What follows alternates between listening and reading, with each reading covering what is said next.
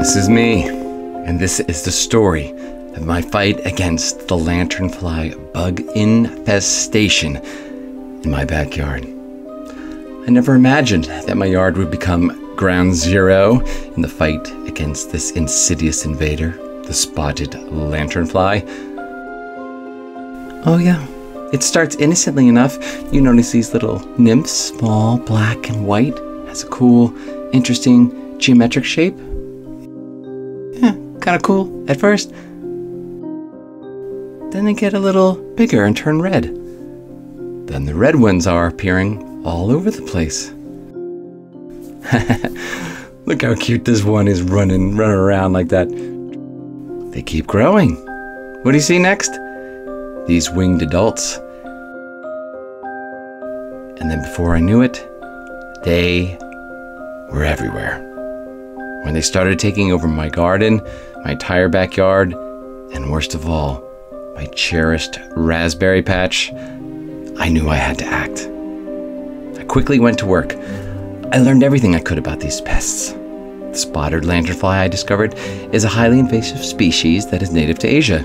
It first appeared in the US in 2014 in Pennsylvania, of course, not far from where I live. It most likely hitched a ride from a shipment from China.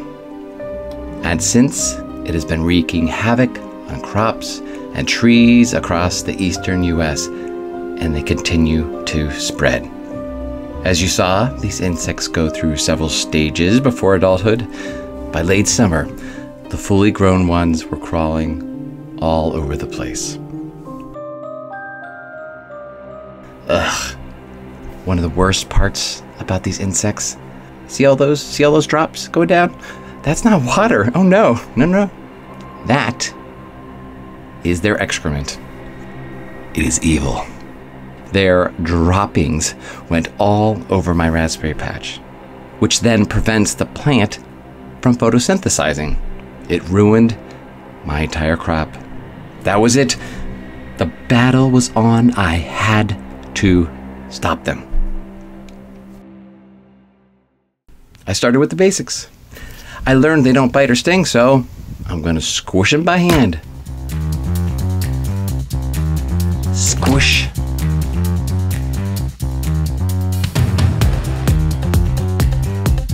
Smash.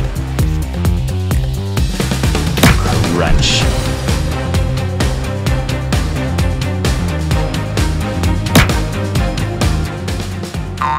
It may not look like it at first, but these bugs can go fast. They have a special defense mechanism that helps them escape. When they sense a threat, they can do these crazy fast jumps. But man, oh man, it happens in like a split second, so it's hard to see where they go.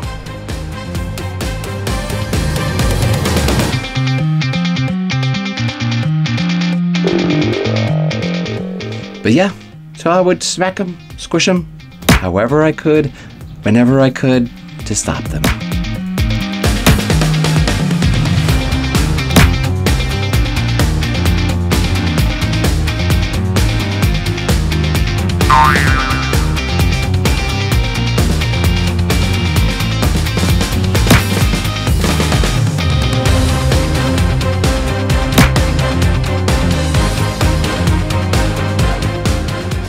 Oh man, because they jumped so fast, they escaped from me many times. After a while, I wondered if there was a way to get them before they could jump. Boom, vacuum. I tried 2 different vacuums. It actually worked pretty well.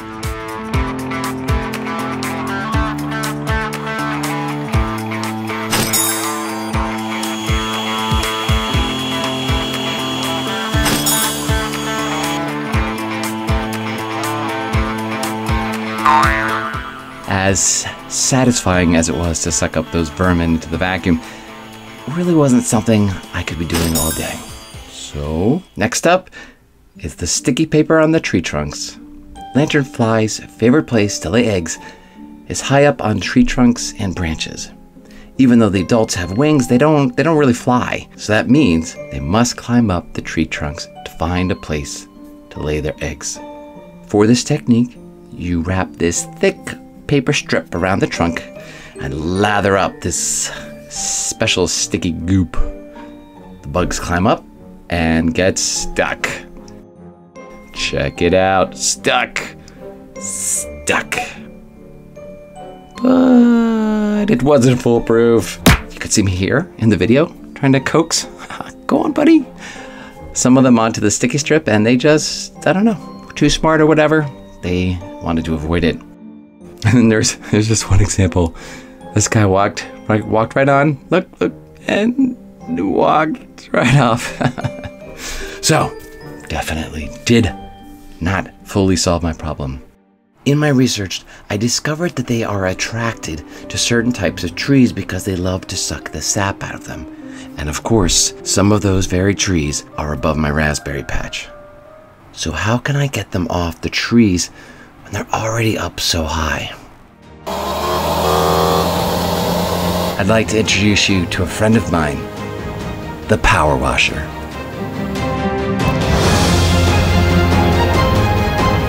Oh my, the power washer was very satisfying. Take that, you stupid bugs. Skip the psychiatrist session and try this. Oh, it's oh so very therapeutic. While this was fun, it would just knock them down and they would climb right back up. They were climbing up those trees and laying their nasty old eggs. And I just knew that next spring would be even worse. They did it. They did it. They won. They beat me. What other options did I possibly have anymore? All right, so it's the winter time, and well, I couldn't get rid of those stupid lanternflies like I wanted to. The trees back there are covered with eggs, and trees aren't that great. So I talked to my neighbor, and we're gonna have some trees cut down that are not gonna be hanging over my raspberry patch anymore. There once was a man, a hero they say, who fought against lanternflies day after day. They came to his yard in the summer's warm glow, but he wouldn't let those pests destroy all he grows. And the lanternflies fell with a mighty man's call. Oh, he chopped down the trees and he ground them to dust to save his sweet raspberries, protect them he must. So if you find lanternflies taking their place, remember this hero and take up his name. Cut down what they love and stand strong and fight for your raspberries, friend, are worth every bite.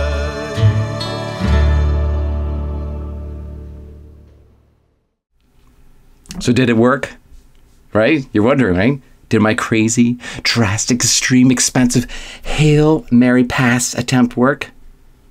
And I'm happy to report in the new season, my raspberry patch is doing fantastic. Raspberries, delicious. Spotted lanternflies are no longer taking over my yard. Sure, I do see a few here and there, but nothing like before. If you are dealing with a spotted lanternfly infestation, I hope my story gave you some ideas on how to deal with them. Sadly, probably not so very good ideas, you know, in the end, thinking about it. I would probably recommend contacting a professional pest control if your infestation gets as bad as mine. At the end of the day, I can say that all my hard work paid off, because now my raspberries are doing great. Are worth every